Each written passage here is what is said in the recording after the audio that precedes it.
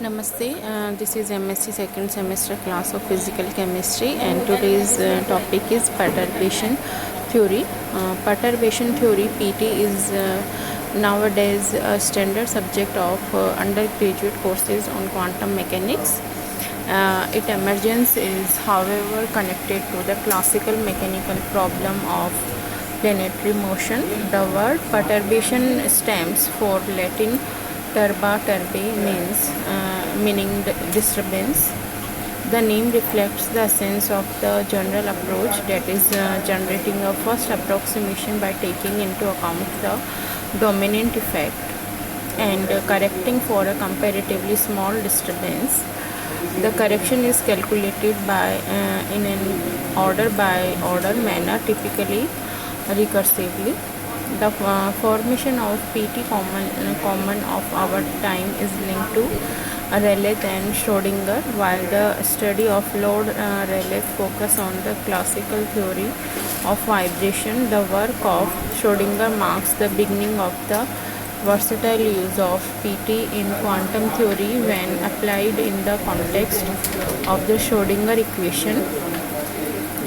PT relies on the identification of the approximate Hamilton H0, allowing for a solution of its Schrödinger equation. Unlike the exact Hamilton H cap, the assumption that H cap 0 incorporates the dominant effect is expressed by stating that the operator of perturbation V cap is equal to H cap minus H cap 0 is small in some sense.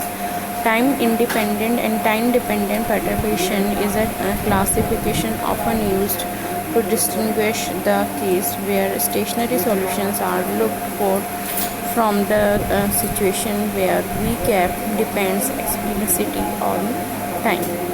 Introducing a scaling parameter in the perturbation operator, V cap is equal to lambda W cap.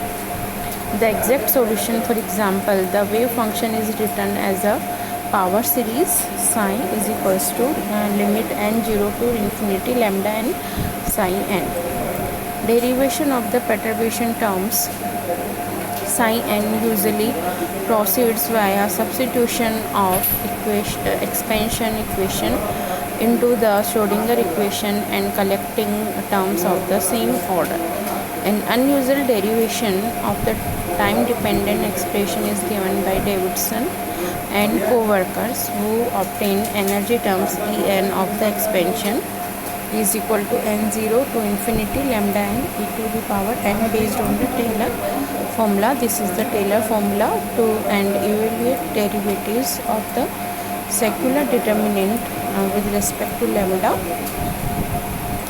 While lambda introduced in equation 1 is often considered as auxiliary tool that eventually gets substituted as lambda is equal to 1, it has more than a formal role when studying quantum via in model studies. Lambda occasionally gets in fact during the facility examination of the approximation as a function of perturbation strength.